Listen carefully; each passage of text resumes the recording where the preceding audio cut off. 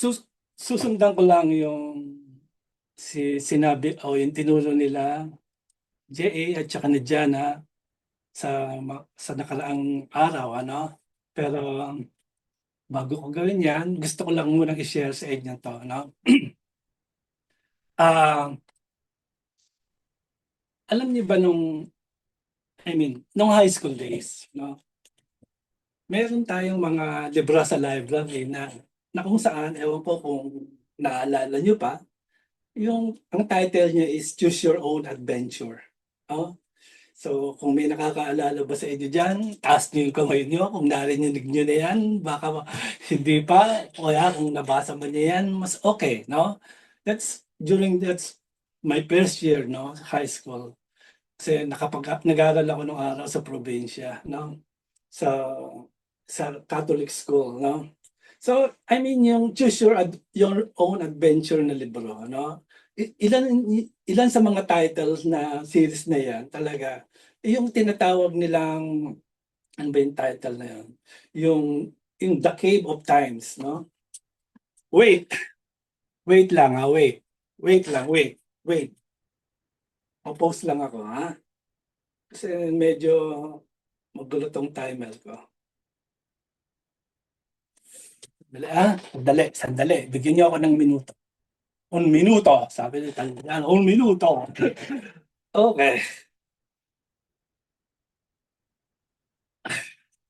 Ayoko talaga na nagta-timer sa totoo lang. Nalilito ako 'no.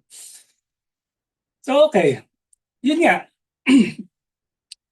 yung ilan sa mga title diyan 'no, yung series na yan na The Cave of Time, yung libro na The Choose Your Own Adventure, meron diyang marami kasi yan, Time Prisoner of the People, Journey Under the Sea, marami pa siya 'no. Ang dami talagang title ng libro na yan 'no.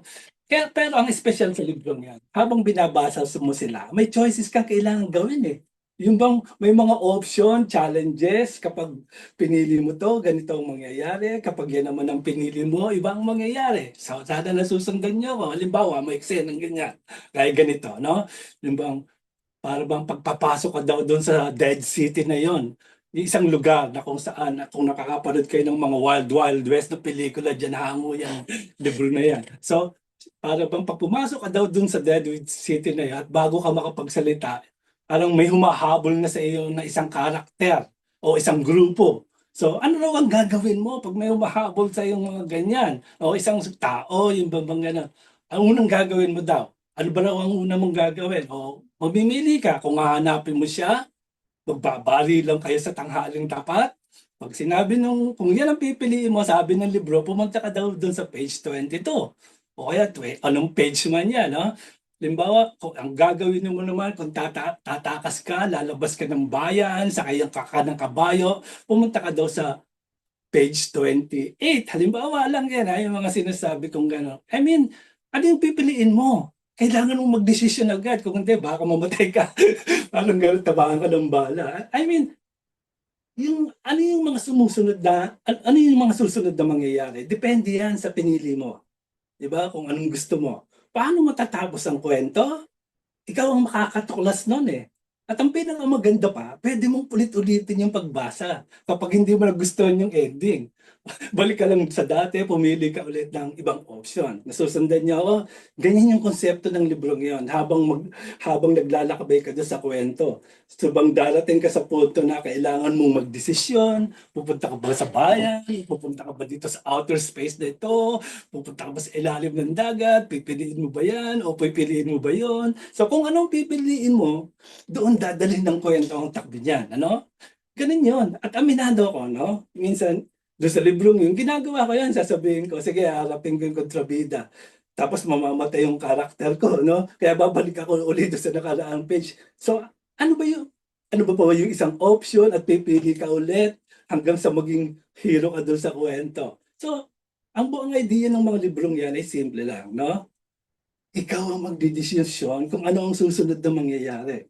Ngayon, let me say this in light of that example 'no. Ang pamumuhay para sa Diyos ay hindi parang choose your own adventure 'no. Ang pagsunod kay Hesukristo ay hindi ganyan. Do'n sa mga librong 'yan, ikaw ang nasunod. Ikaw yung pumili ng direksyon. Kapag hindi mo nagustuhan ang ending, pwede ka uling bumalik at pumili ulit. Pero may tunay na buhay sa pananampalataya kasi. Hindi tayo ang may final say. Ang Kristyanismo ay hindi kwento na kino-customize natin ayon sa gusto natin. Hindi ito pipiliin ko lang ang komportable para sa akin. Sa halip, ito ay isang daan na tinatahak natin with submission. Hindi tayo ang masusunod, si Yahweh ang masusunod. Hindi ito tungkol sa pag-customize ng pananampalataya natin ayon sa preference natin. It's about surrender. It's about saying, Yahweh, hindi ito ang will mo. Hindi ang will ko, kundi ang will mo ang dapat masunod. Di ba? So, we follow Jesus Christ not on our own terms but in a humble submission to Him. No? Kaya nga sabi sa Matthew 6:33, kung natatandaan niyo pa, sana sana nandyan yung mga notebook nyo. Sabi doon, unahin niyo ang kaharian ng Diyos at ang kanyang kalooban at ibibigay niya sa inyo ang lahat ng inyong kailangan. So kaninong kaharian ang hinahanap?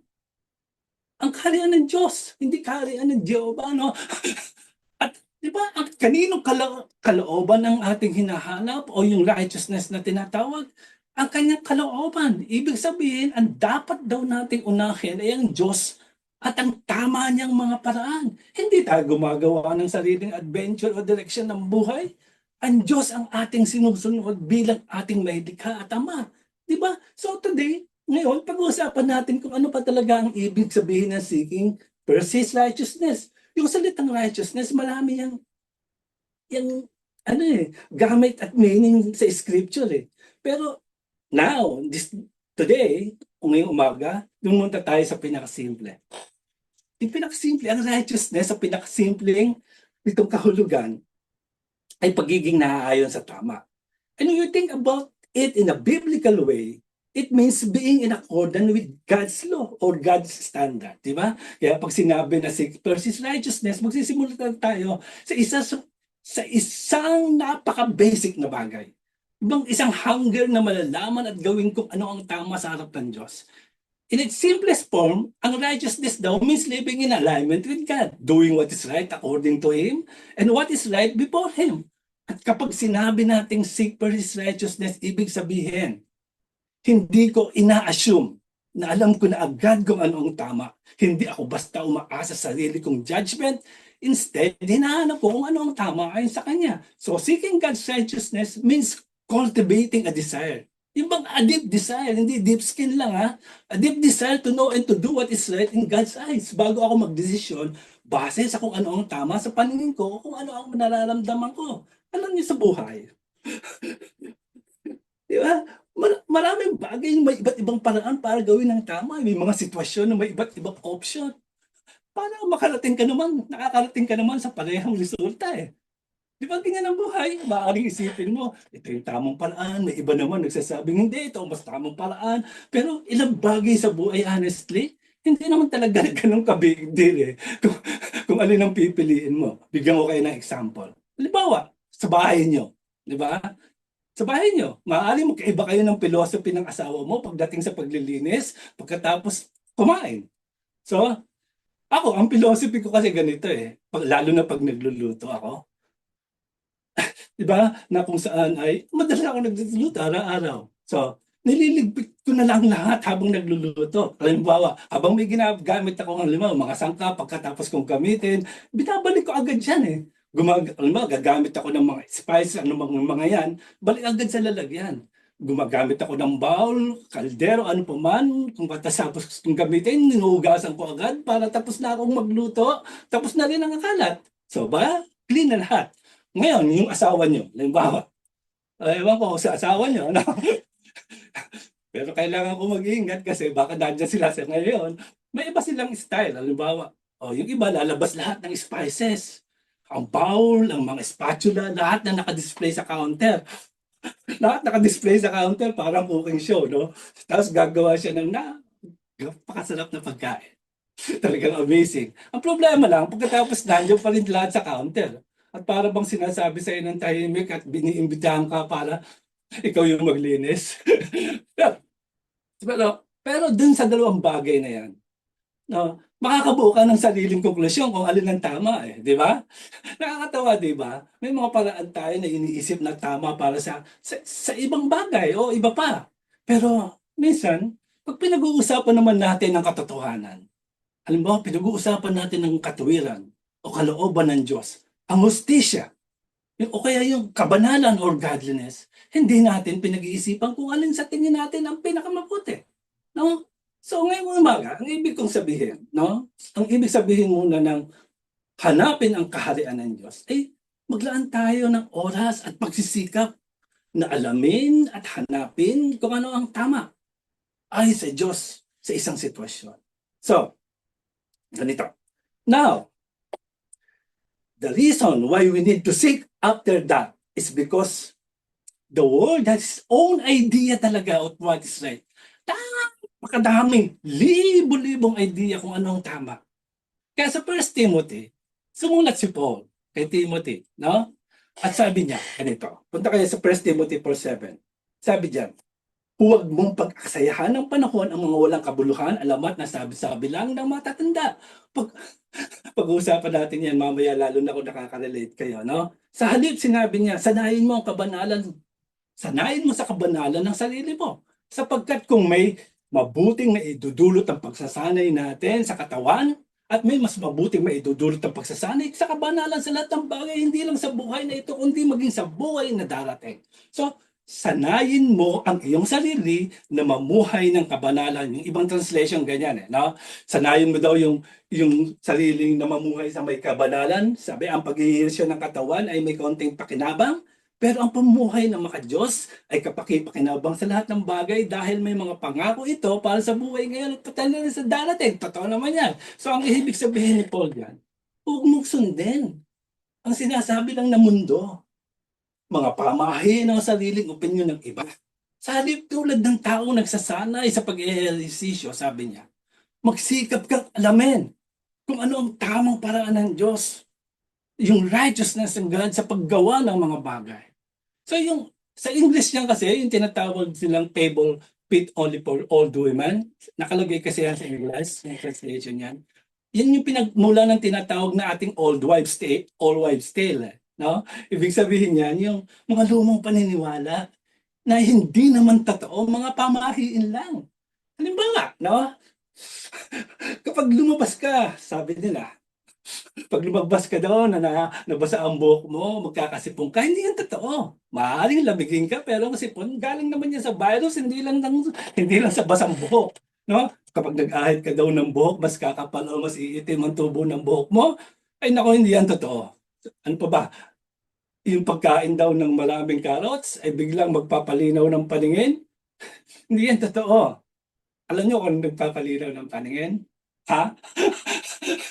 So, yung pagpapatunog daw ng daliri ay nagdudulot ng arthritis. Hindi yan totoo. Hindi lang tumatama ang kidlat sa parehong lugar ng 2 beses. Hindi yan totoo.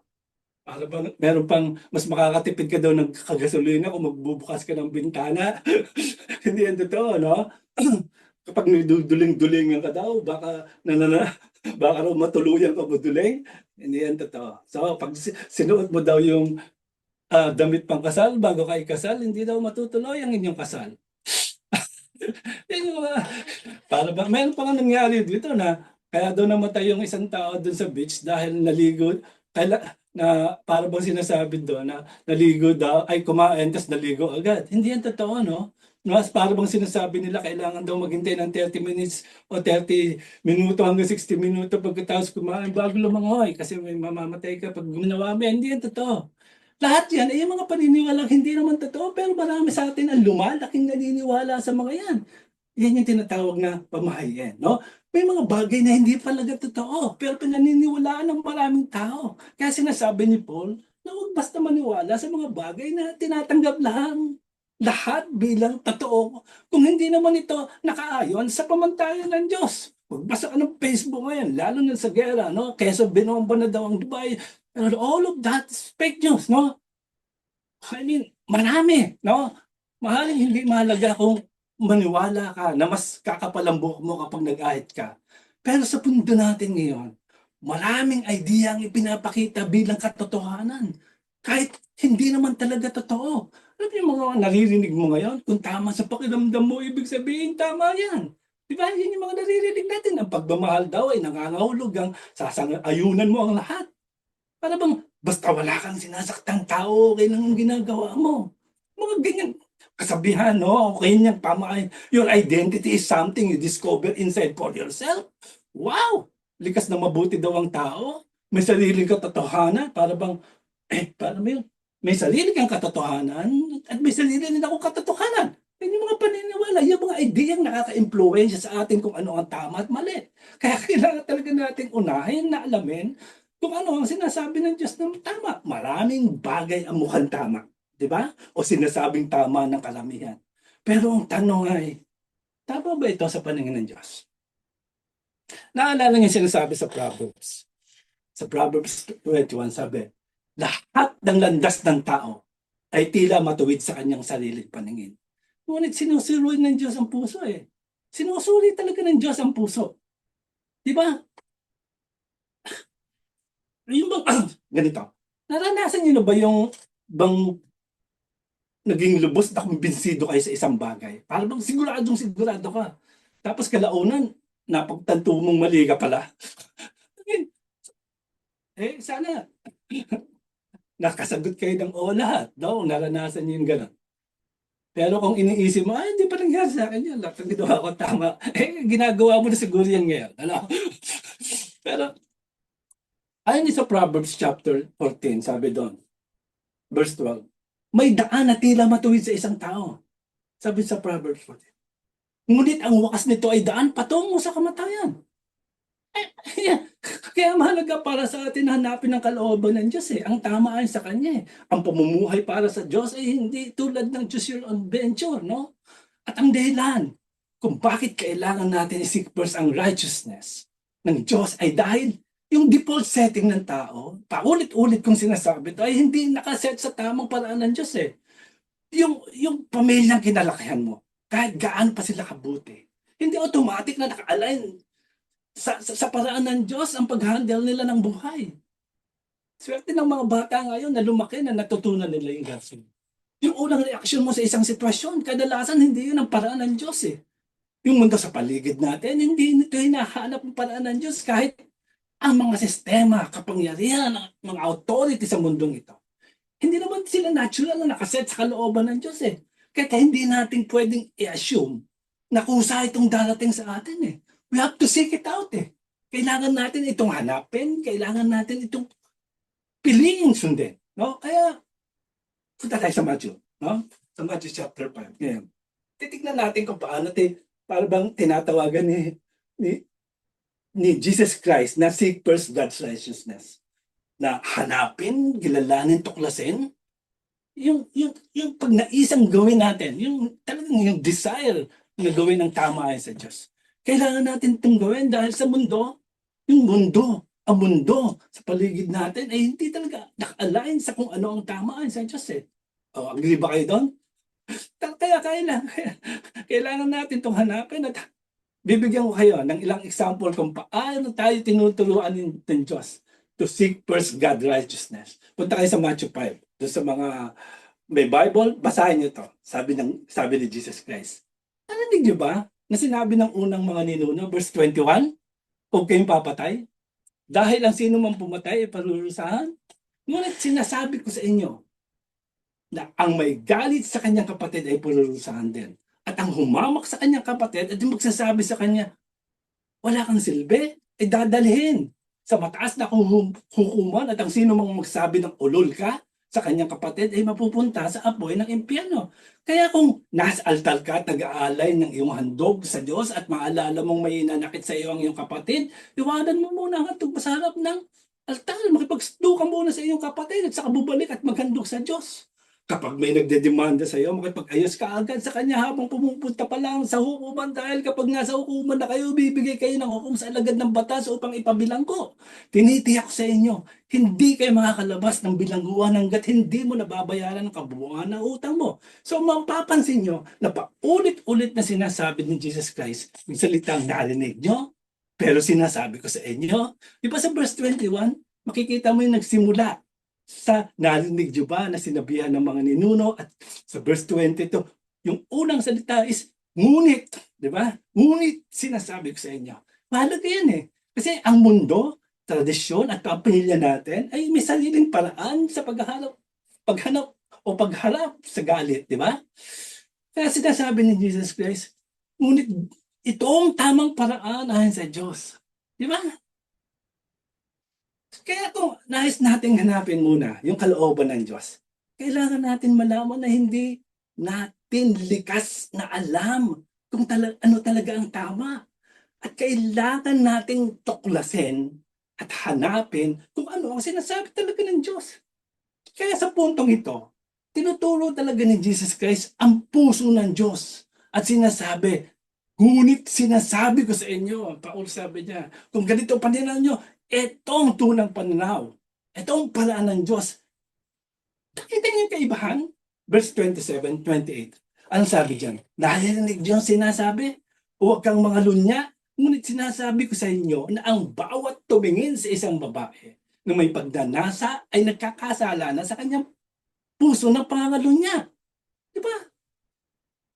Verse 28, ngunit sinasabi ko sa inyo, tingnan niyo kung paano ni Jesus Christ pinapalinaw yung mga nakaraan, no, na tinuro sa mosaic law. Kasi hindi nila intindihan kung ibig sabihin. Kaya sa verse 21, sinabi din naman, kapag makikipag-walay ka sa isang lalaki, pag ang makikipag-walay ang isang lalaki sa kanyang asawa, ito dapat niyang bigyan ng kasulatan ng paghiwalay. Ngunit sinasabi ko sa inyo, kapag nakipag-walay ka, ang isang lalaki sa kanyang asawa, maliban kung ito'y nakikiapay, itutulak niya ang kanyang asawa sa pangangalo niya. Sino makapag-asawa sa babaeng iiwalayan ay pagkakasala rin ng pangangalo niya.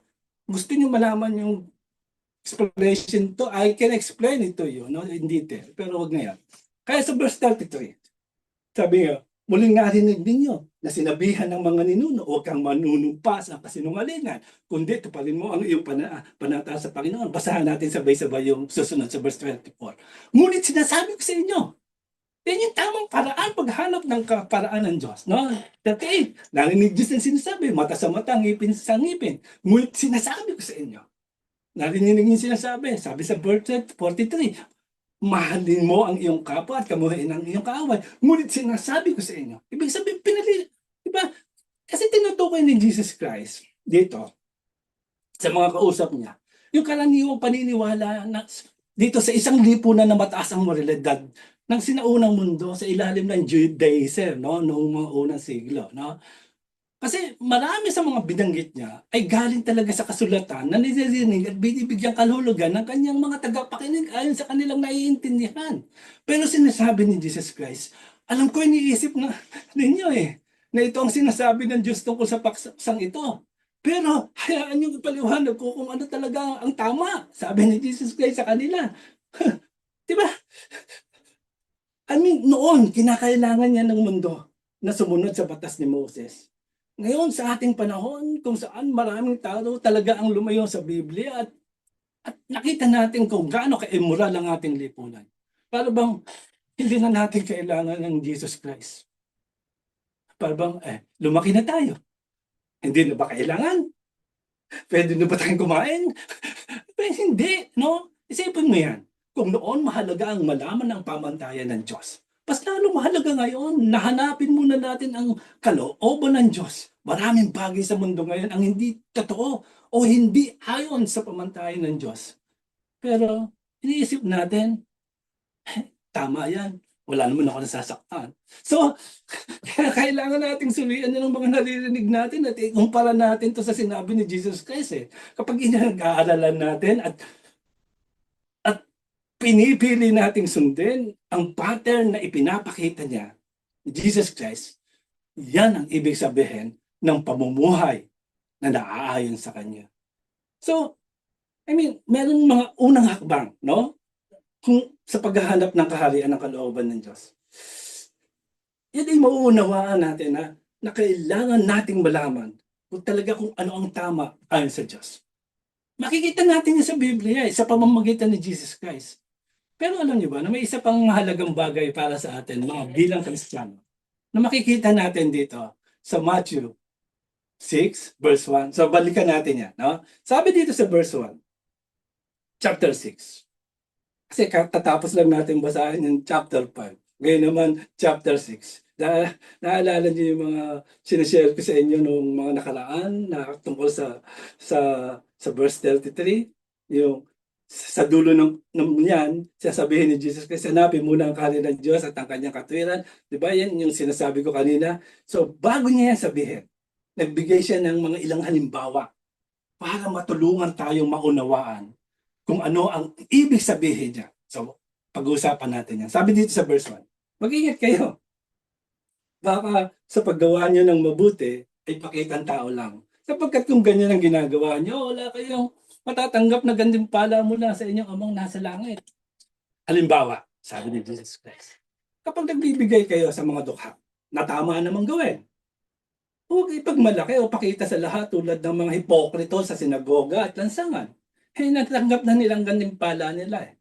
Pero kapag nagbigay kayo, huwag ipaalam ng kaliwang kamay kung anong ginawa ng kanang kamay upang maging lihim ang inyong pagbibigay. At ang inyong ama na nakakita sa lihim ay gagantimpalaan kayo.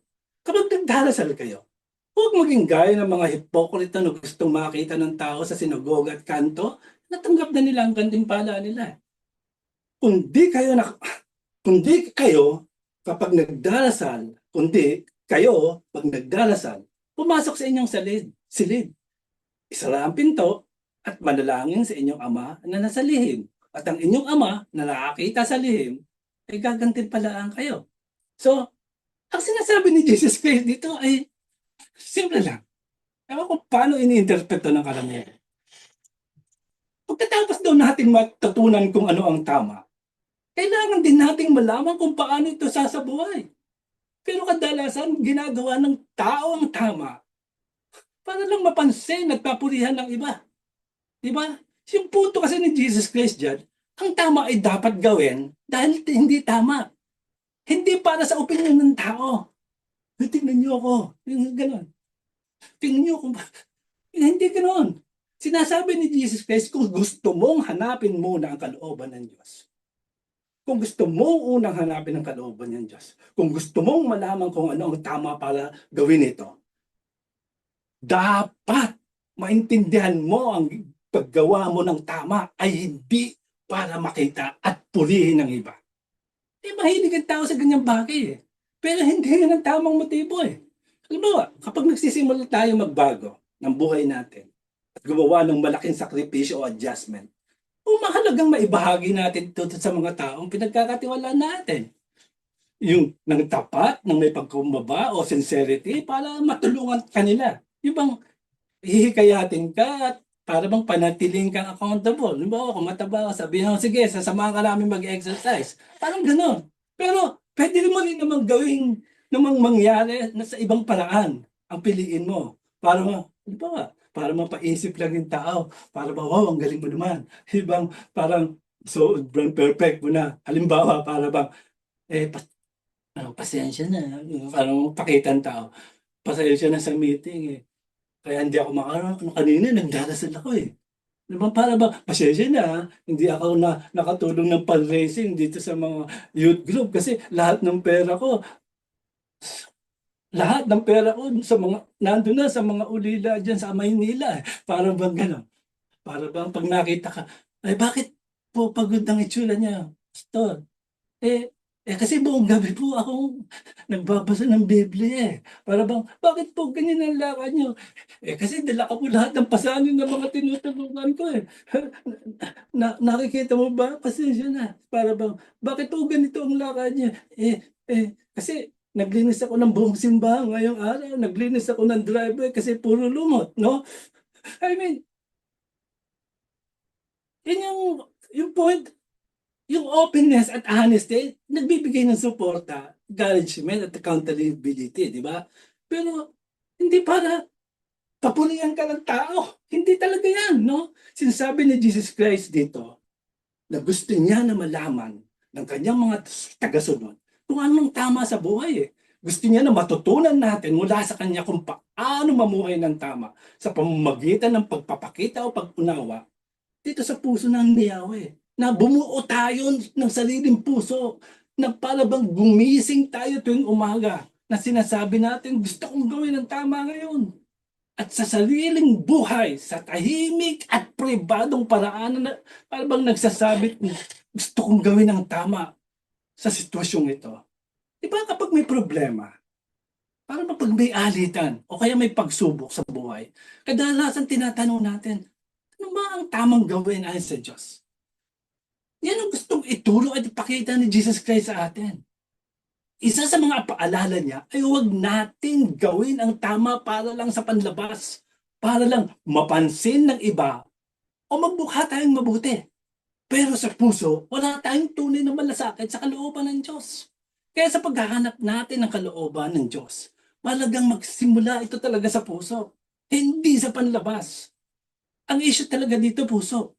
No? Kapag malalaman natin kung ano ang tama, gusto ng Panginoon ito ay maging parang inner guide sa ating puso at sa ating mga desisyon. Dito tayo lalago at magmamature eh. Ito, unti-unting matututunan kung paano mag-isip tulad ng Diyos. Kikilos tayo at magsasalita tayo sa Biblia. At magdedesisyon tayo batay sa espiritual na katotohanan, hindi lang sa nakikita natin, o naririnig natin, o nararamdaman natin. Saintindihan nyo. At tiyak na magbabago nito yung ating buhay eh. Kaya kung gusto mong hanapin muna yung kalooban ng Diyos, kailangan magsimula ka sa puso eh. Hindi sa panlabas, no?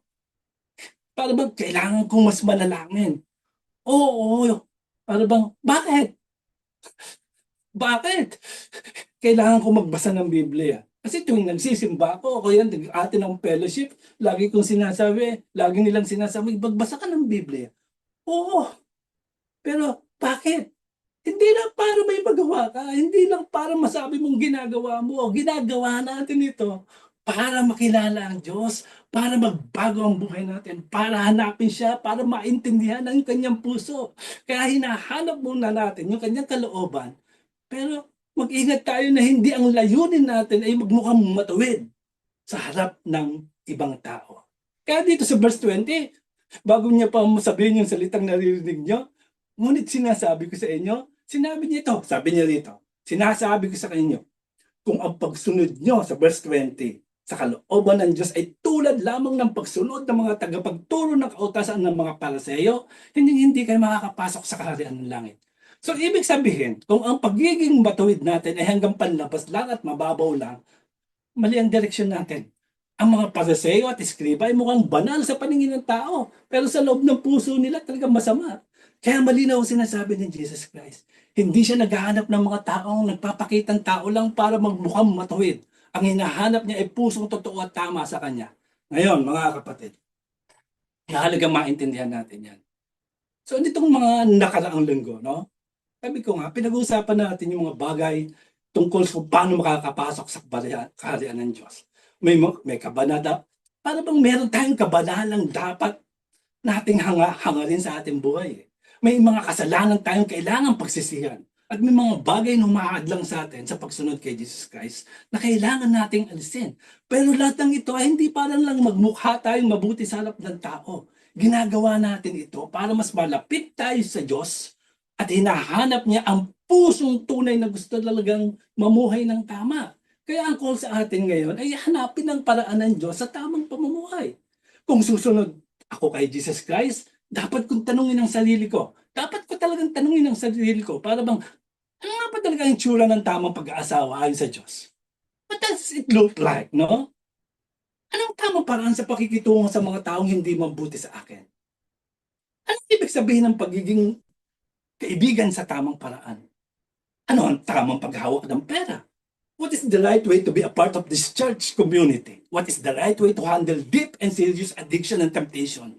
Yun yung mga tanong eh. What is the right way to handle same-sex attraction? What is the right way to handle sin of my past? Ano ang tamang paraan sa pakikitungo ko sa politika? Ano ang tamang pakakasalamuha ko? Halimbawa, nandito ako sa bansang aking tinitirahan at sa kulturang nakapaligid sa akin. So, kailangan kong hanapin na sagot ng Diyos para sa mga yan.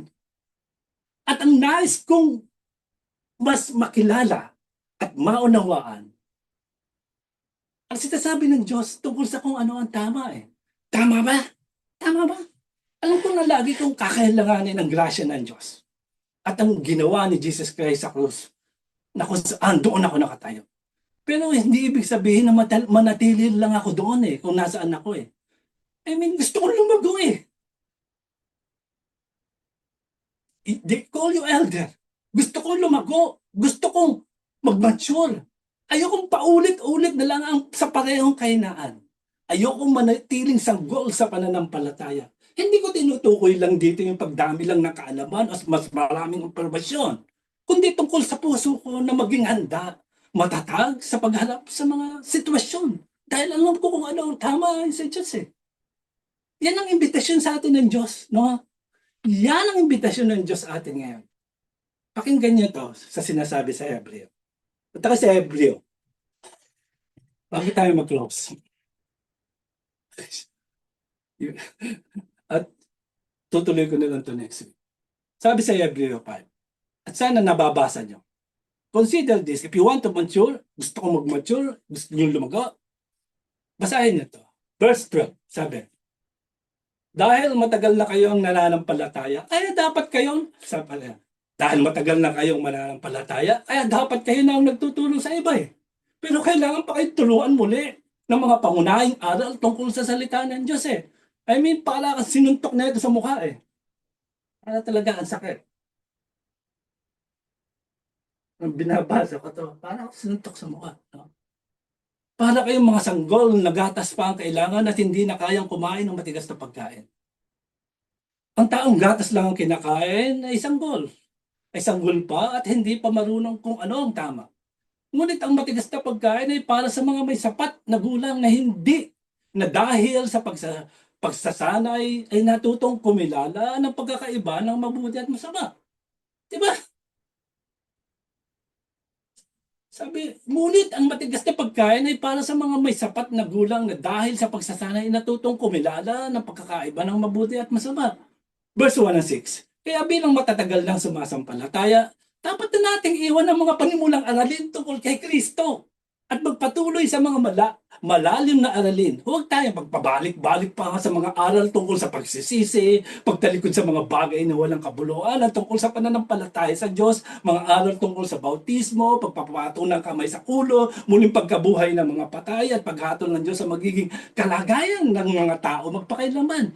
Sa halip, sabi sa verse 3, kung loloobin ng Diyos, magpatuloy tayo sa malalim na aralin upang hindi natin siya talikuran o anong daog itong mga tumatalikod sapagkat paano balikin upang magsisi ang mga tumalikod sa kanilang pananampalataya. Dati naliwanagan na sila. Nakalasap na ng makalangit na kalooban at naging kabilang sa mga tumatanggap ng Espiritu. Bilay mo, lahat na alam nila, sabi nila na God is omniscient, God is omnipresent, God is omnian. Verse 5, nakalasap na rin sila ang kabutihan ng salita ng Diyos at nakadama ng kapangyarihan ng Diyos na lubusang na mahahayag sa panahong darating. Kapag sila'y tumalikod pagkatapos malasap ang lahat ng ito, hindi din sila maaaring panumbalikin upang magsisi sapagkat muli nila ipinako sa krus at inilantad sa kahihiyan ang anak ng Diyos. Sapagkat pinagpapala na ng Diyos ang lupang pagkatapos tumanggap ng masaganang ulan ay sisibulan ng halamang pinapakinabangan ng mga magsasaka. Subalit kung mga damo at halamang matinik ang tumubo doon, walang kabuluhan ang lupang yun. At nanganganib pang sumpain ng Diyos at tupukin sa apoy. Naintindihan niyo yung verse 8? I mean, itong calling ng Diyos sa mga atin, mga kapatid. Lumago at mag-mature. Yan ang calling sa atin. Ganito. Mature at lumago. Bakit pa kailangan balik-balikan palagi ang 1 plus 1 ay 2? Alam mo na yun na ang 1 plus 1 ay ano? Di ba? Some of you are hesitant to answer. 2. At dahil alam mo na yan, kaya mo nang sagutin ng 2 times 2 is equals 4. Living hope. Ano daw?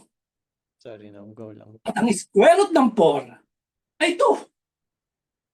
Diba?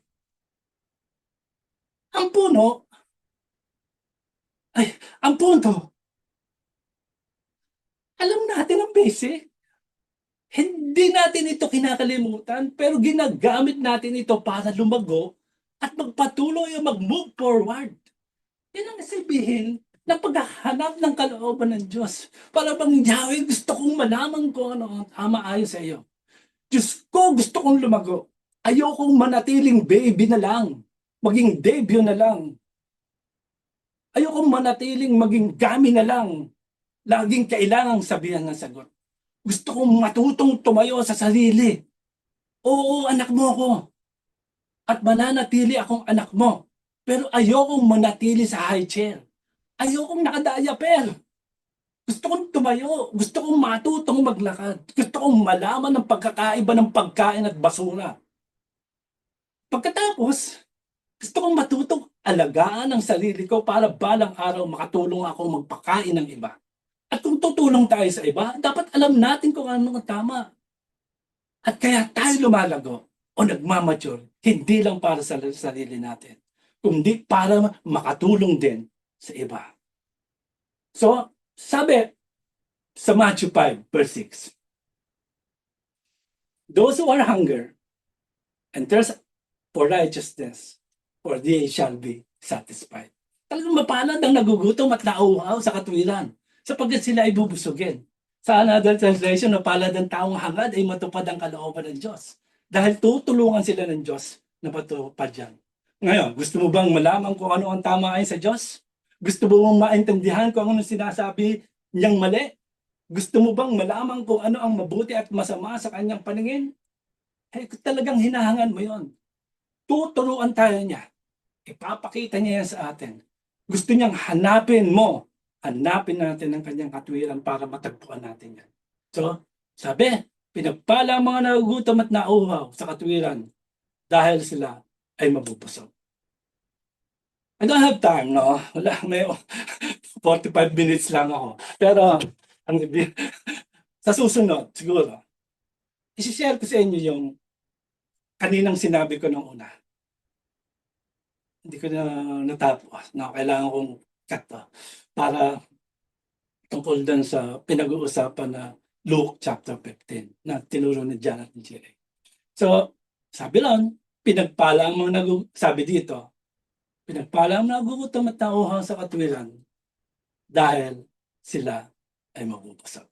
Okay, mag-pray na tayo. Amang sa langit, salamat po. Na hindi namin alam ang lahat ng tama. Hindi ko alam ang lahat ng tama. Maaaring may ilan akong nalalaman, ngunit marami pa rin akong hindi nauunawa. Kaya ang panalangin ko, Ama, turuan mo kaming tungkol sa iyong kalooban. Ang iyong tamang paraan ng pamumuhay, ang iyong tamang pamantayan, kung ano ang tama sa bawat sitwasyon at bawat issue. Ama, marami pa kaming hindi naiintindihan. Marami pang darating ng mga sitwasyon sa mga susunod na araw. Mga bagong bagay na kailangan namin ang iyong karunungan. Ngunit hinihiling ko, Ama, na bigyan mo kami ng pusong nagmamalasakit sa kung ano ang sinasabi mong tama. Nagsisisi ako o nagsisisi kami. Humihingi kami ng kapatawaran dahil madalas ang sarili naming paraan ang sinusunod namin. Ang sarili naming pamantayan ang naging gabay namin sa buhay. Ngunit ngayong umaga, nais naming unahin ang iyong katwiran. Ang iyong tamang paraan ng pamumuhay, pag-iisip o paniniwala. So bigyan mo kami, Ama, ng gutom. Diba? Kaya uhaw para rito. Tulad ng gutom sa pagkain, uhaw sa inumin. At amang Yahweh, habang inangad namin ito, even na sa maliit na pagnanais na meron kami ngayon, nihiling namin na paspasin mo kami ng iyong katwiran o kaulooban. Ipakita mo sa amin kung ano ang tama. Patunayan mo sa amin na habang kami ay nagbabasa at naghahanap sa iyo, na ikaw ang gagabay at tutulong sa amin. Ang puso mo ang mahalaga sa amin, Ama. Hindi lang ang panlabas na anyo. Nais namin mag-isay mula ito sa puso at doon magmumula ang pagbabago. Sa lahat ng ito nawa ay ikaw ang maparangalan sa pamamagitan ng iyong anak si Jesus Kristo. Kami ay nananalangin. Amen!